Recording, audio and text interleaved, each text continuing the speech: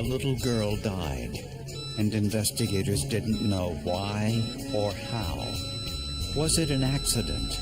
Was it an unexplained illness? Or was she murdered?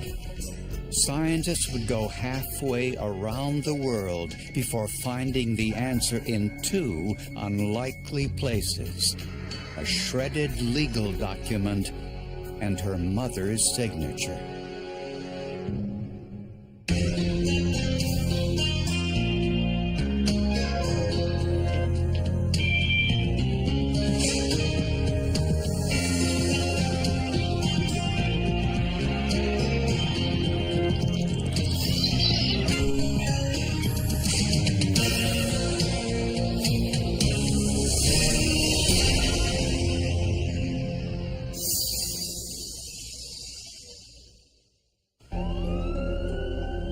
In the spring of 2000, a 2.5-year-old girl was in the intensive care unit of a New Hampshire hospital fighting for her life. In the very beginning, no one knew that she had anything more than a bad cold. But then she went downhill so dramatically. Her name was Sunday Aback, and her story was unlike any other in the hospital.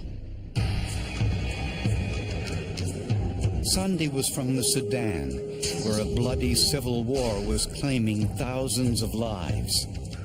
She and her family were lucky to be alive. She had to flee because of violence in her area. Her father was a political prisoner in Sudan, and that may have been more dangerous for her family to remain in the Sudan because of that.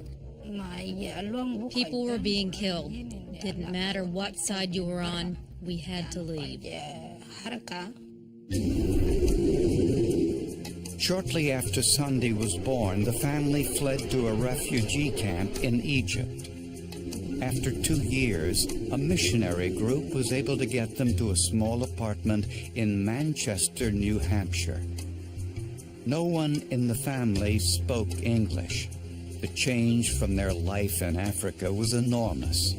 There must have been a culture shock. This is an old mill city in New Hampshire, big mill buildings and whatnot, much colder weather. But this family moved in and started to prepare a better life, a safer life. They thought at least their kids could be raised without getting shot at. The family had been in the U.S. for just a little more than a month when one day, for no apparent reason, Sunday started vomiting. She ran a high fever and she became delirious. Their mother was sleeping on the hospital floor in Sunday's room. She would sit and hold the child in her arms. I mean, that was her main concern, was that Sunday was sick and she had to get her better. At first, doctors thought Sunday had contracted a bad case of the flu. But none of their treatments worked, and they were unsure what was wrong with her.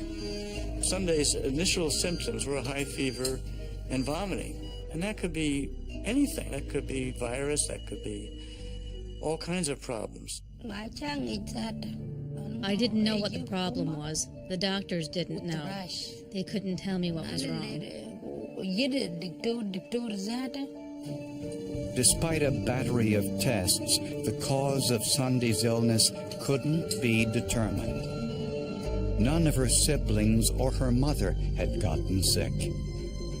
3 days after she was admitted to the hospital, Sunday's temperature soared and her brain swelled uncontrollably. She went into a coma and died.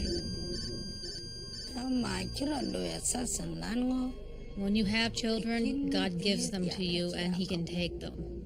When Sunday died, I tried to remember that God gave her to us and now He wanted her back.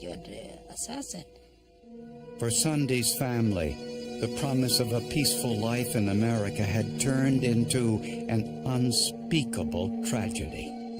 The mother's lawyer said that she had told him that if she had any idea this could have happened, she never would have moved her family to the United States. But of course, she couldn't have known. She knew she was moving them away from a danger. She just had no way of knowing she was moving them into another danger. Soon, An investigation was mounted to find out how it happened. And what it uncovered was not an illness, but a crime. During a spring snowstorm in 2000, 2.5-year-old Sunday Abek was laid to rest thousands of miles from her native Sudan. I'll never forget the women in the group wearing their African clothes and wool hats and gloves, and they were singing African prayers as the snow came down. They probably never saw snow before. And the whole scene to me was just one of the saddest things. After 2 years on the run, the family thought they had finally found a safe haven in America, but they were wrong. They had come here trying to have a better life for their daughter, and they ended up burying her in a snowstorm in New Hampshire. And that led to an intriguing story. How did this come to pass?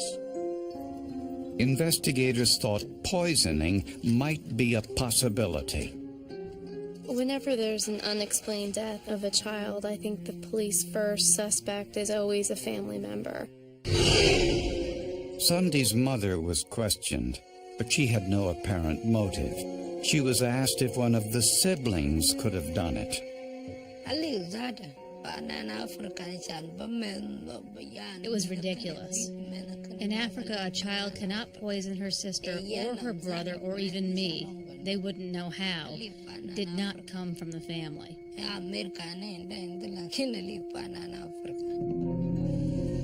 Was it possible one of the neighbors, perhaps resentful over the influx of refugees into the neighborhood, was responsible? In our apartment complex was another family from Sudan. Before my child got sick, so did theirs, but he recovered. He didn't die. But a severe flu caused that child's illness. New Hampshire officials couldn't determine how Sunday died, and this raised alarms. One of their initial concerns was to make sure there was not the importation into the U.S. of some exotic disease that could have been transmitted by Sunday or her family into the U.S. All members of the family were thoroughly tested. Everyone was perfectly healthy. But then results came back from an extensive test on Sunday's blood. Analysts were shocked by what they found. Her blood contained unusually large amounts of lead, 392 micrograms per deciliter, 40 times the lethal level for a child. High level for us might be 50 or 60. I think we may have even had a 70 or an 80 over the years that I've done inspections, but a 392 was just absolutely off the charts for us. Lead kills by attaching itself to red blood cells. This takes oxygen out of the blood and starves the brain. Sunday's official cause of death was lead poisoning, the first such case in the U.S. in more than a decade. The family seemed to be having trouble grasping what had happened. One of them said to me, you know, we don't have lead in Africa. In Africa, lead is bullets you're getting shot at. Investigators now checked the rest of the family to see if they'd also been exposed to lead. The test showed they were all within normal levels. There was something unique to Sunday. It wasn't something that they had commonly all been exposed to that created this horrific problem for all of the family. How could a killer dose of lead have gotten into Sunday's system while the rest of the family was unaffected? Their apartment building was locked down in a search for answers. Paint, the most common source of lead poisoning, was tested with a portable X-ray analyzer. It uses a radiation source to basically excite the lead atoms in the paint, and then it actually sends X-rays back into the machine Minor amounts of lead were found in the paint, not unusual in an old building, and not nearly enough to kill someone. Now investigators moved on to the water, the air, the cooking utensils, and toys. Everything in the apartment was tested. We select an area of the home and mark off a square foot and actually wipe it with a sterile wipe and collect the dust and put it in a sterile container, and that's analyzed to see what the dust level in the home. The contents of the wipes were dissolved in hydrochloric acid. In a process called atomic absorption, the solution was exposed to temperatures of more than 3,000 degrees Fahrenheit.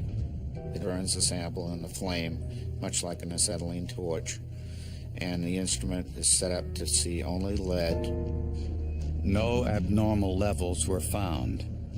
Nothing in the building could produce a dose of lead large enough to kill.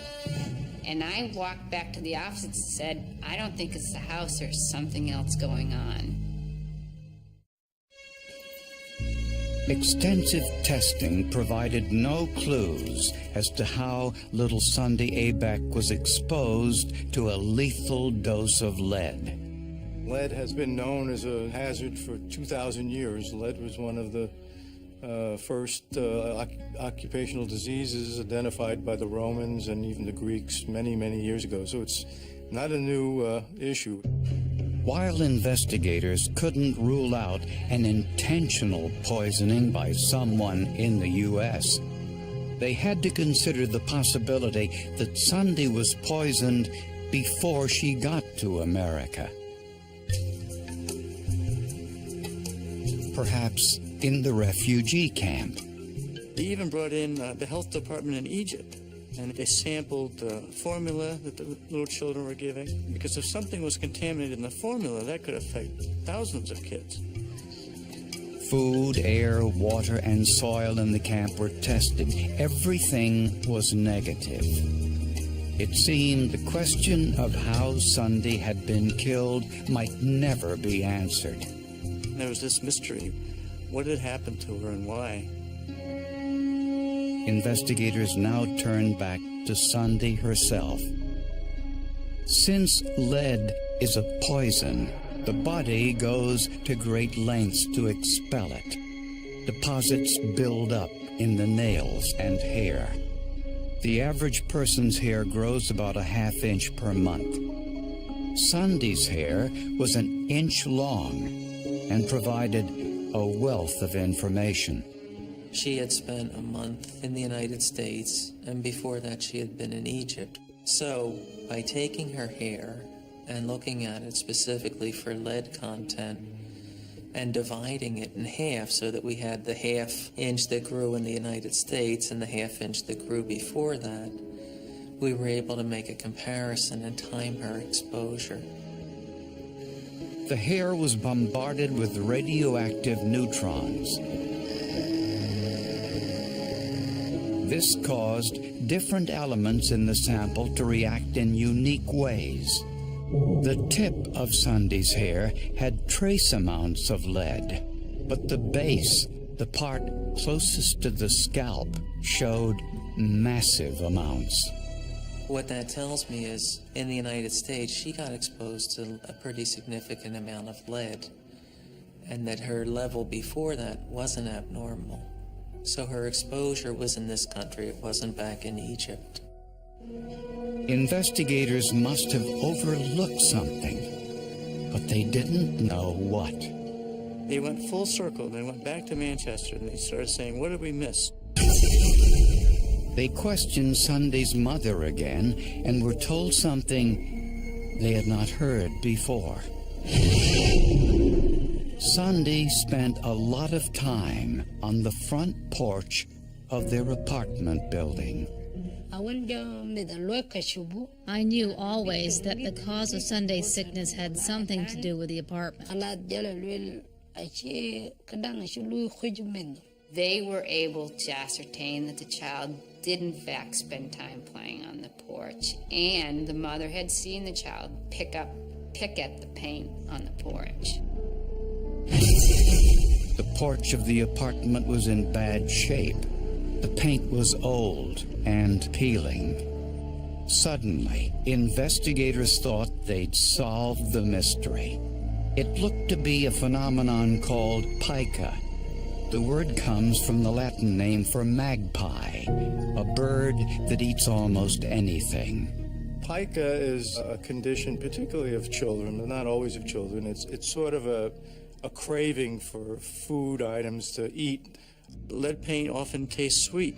So here's a little malnourished girl who's never had enough food, and it became pretty clear she was probably picking up chips of paint and sucking on them or chewing on them.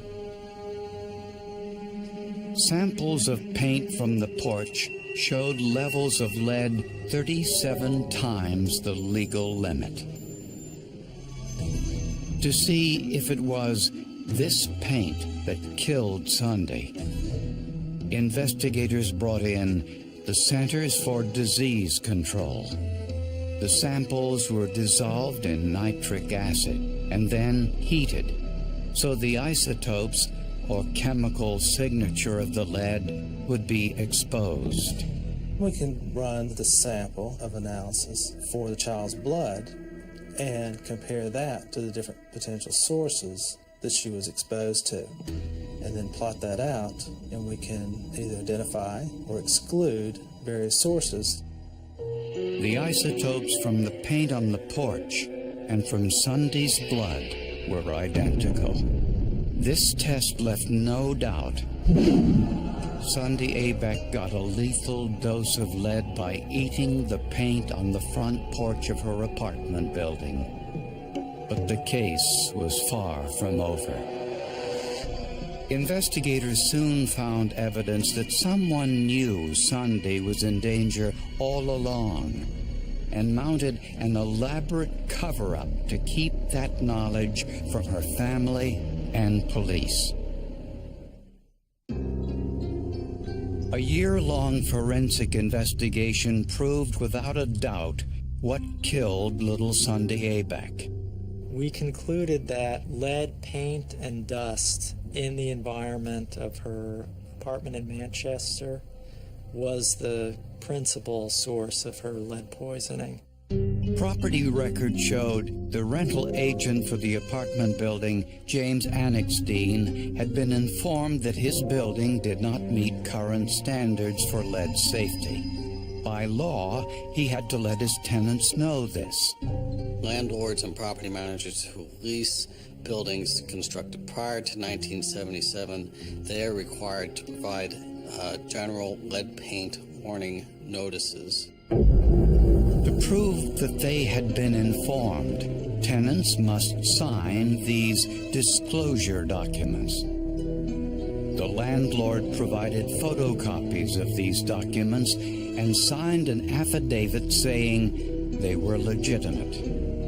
Investigators weren't so sure. The tenants advised us that they had not signed those documents. We looked at the signatures on those documents and we're actually looking at them to see if they were forged. Document experts compared signatures from the documents to known signatures of the tenants. The signatures were exact matches. He was too good at it, actually, because the signatures were too much alike. If he had varied them in some way, it would have been a much more difficult case to resolve. The signatures weren't forgeries. They were duplicates of signatures from other documents the tenants had signed. The signatures are what we determined to be a layover. They were an exact replica of an authentic signature, which indicates to us that it was placed there by some other means and was fraudulent. One of these signatures stood out. It was from Sunday's mother, Mary Allerroot. In the document provided by the landlord, her name was spelled out. But at the time, Mary could barely write English. She was still signing her name with an X, though she was undergoing training by a church-sponsored teacher to learn how to read and write and speak the English language. It was readily apparent to non-handwriting forensic examiners that this was indeed not her signature. Investigators raided the landlord's office. In the bottom of a trash can, they found more than 60 torn scraps of paper. The Secret Service reconstructed that document for us, finding all but one of the 60-something pieces. When the pieces were reassembled, investigators found the original forgery of Mary Alaroot's signature, identical to the one on the lead disclosure notice. He forged the signature of Sunday Abeck's mother on the lead paint disclosure form. He copied it and produced copies to the Environmental Protection Agency and the grand jury. The landlord's fingerprints were on the document. Mary Alaroot's were not. It's very unlikely that she had handled or had anything to do with that particular document. Investigators say that when Annexstein found out about Sunday's death, he knew he was potentially liable. So he took his tenant's signatures, copied them from other documents, and then placed them back onto the lead disclosure agreements.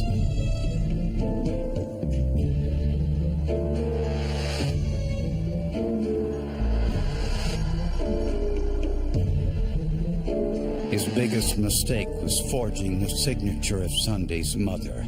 Apparently, he was unaware how she signed her name.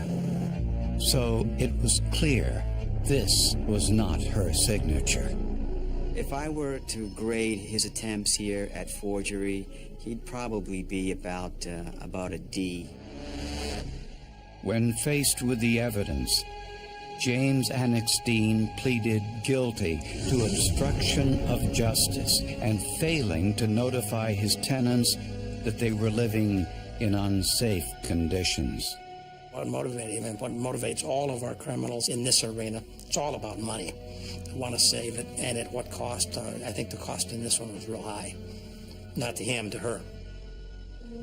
Repainting the porch would have cost just a few $100s and would have saved Sunday's life.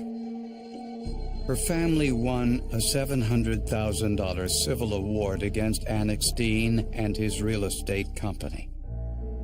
He was sentenced to 15 months in prison and fined $40,000. His was the first ever conviction in the U.S. for failure to notify about the presence of lead. He dug himself a real deep hole and got hit with a big penalty.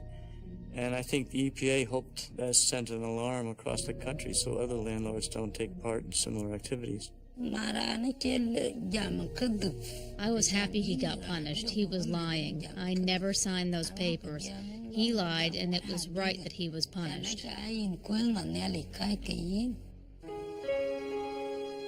Sunday's family has relocated to Tennessee. They're still adjusting to life in America and the aftermath of Sunday's death. Meanwhile, Sunday lies in an unmarked grave in a New Hampshire cemetery, hundreds of miles from her family, thousands of miles from home. Her death could easily have been avoided, but thanks to the forensic analysis, it's far less likely another family will suffer the same tragedy. Her death couldn't have been solved without forensics. You know, the work in the lab is what solved this case. And it happened at the federal, state, and local level. It took a lot of technicians to study this material and figure out exactly what happened. And they did, which is gratifying, I'm sure.